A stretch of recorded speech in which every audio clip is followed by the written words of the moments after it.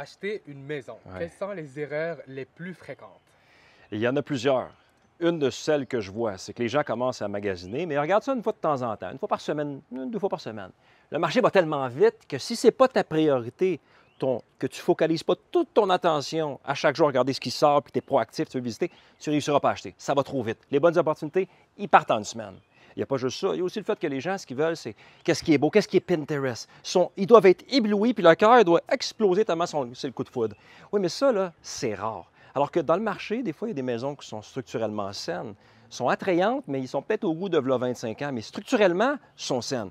Un petit peu de déco, un petit peu de peinture, puis ça peut changer la direction du cœur qui va réussir un jour à faire boum boum. Mais les gens, ils ne sont pas capables de voir le potentiel. Donc, reculer, un peu de perspective. Je sais que je veux absolument Brad Pitt, mais peut-être qu'en ce moment, il y a un gars qui est professeur d'éduc qui me donnerait full temps, puis je pourrais fonder une famille avec lui.